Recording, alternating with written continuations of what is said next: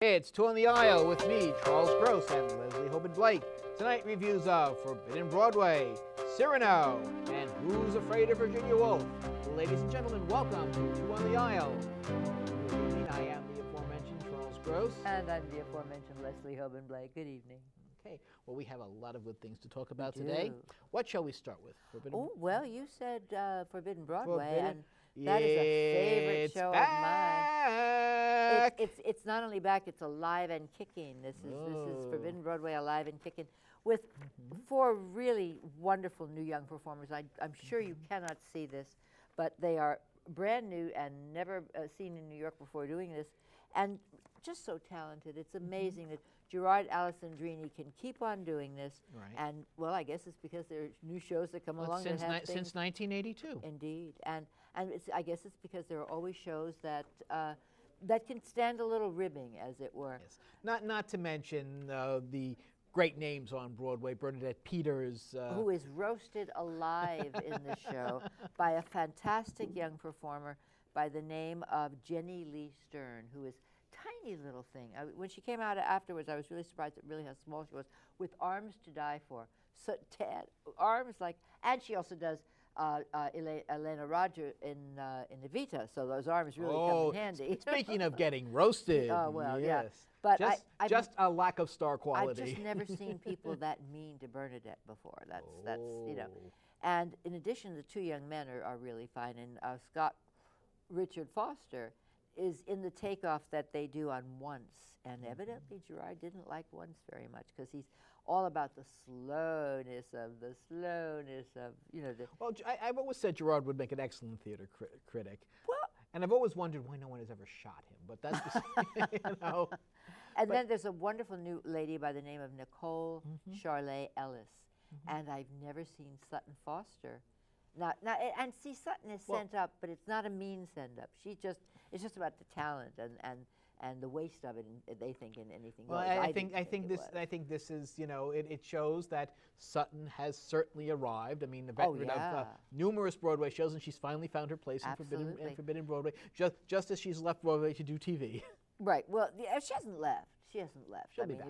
I doubt there's somebody with that many Tonys right off the bat is going to go leave. Speaking of which, Audra McDonald is also. Audra McDonald, but not roasted. I mean, again, you see, there's a difference between what they did to Bernadette, which was, as I say, I just have to keep saying that it was mean. Right.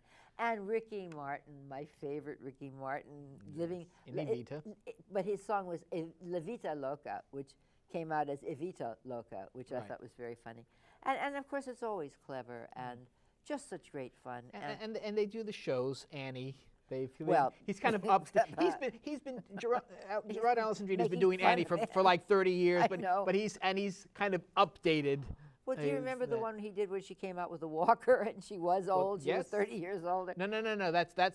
No, the original, it was I'm 30 years old tomorrow. Oh, now she's got her coming out with a walker. Oh, I got you. So he's anyway, I probably taking it to the next step. I actually went to see, in L.A., I went to see Forbbiden Hollywood, which wasn't funny here, but was hysterical out there because of the people who were in the audience and the things that they were laughing at made it a totally different experience. Well, the thing is, you don't necessarily have to have seen these shows, but it helps. The more you know about Broadway and the people who populate it, the more you will appreciate it and enjoy it. But it's the things that they went after. For example, I never liked the woman who did the Judy Garland show. We spoke about that one, and they didn't like it either. And so I went, yeah, right. See, they're on my side. Well, what I found interesting, I forget who was doing her impression. I think that was Jenny Lee Stern. But she did a better Judy Garland. Absolutely, we mentioned that. That was kind of the. Well, you and I saw that show together, so we saw absolutely the same show. Right. And hopefully, we'd like to get some interviews with those people. We talked to one of the young men, and he said he was interested, so we'll find out whether we can do that. That'd be fabulous. Because you're getting a new camera, and we're going to try to go backstage. I love that. So matter of fact, we're getting a whole new studio in a couple of months. Well, that's great, too. But I think that's really about all you can say about this, unless I left out one that you liked particularly. No. Oh, they also, of course, do, what is the Book of Morman. Yes, of course. They do that. Of course. And, of course, there has to be some sort of tribute to Stephen Sondheim or mention of Stephen Sondheim. Well, Stephen was there. I mean, in one of the guy's persona, he put on a beard and came out and played Stephen. Yeah, not the first time. Again, Stephen Sondheim has pretty much been a part of it for 30 years. Patti Lupon I think the only mainstay missing was Ethel Merman.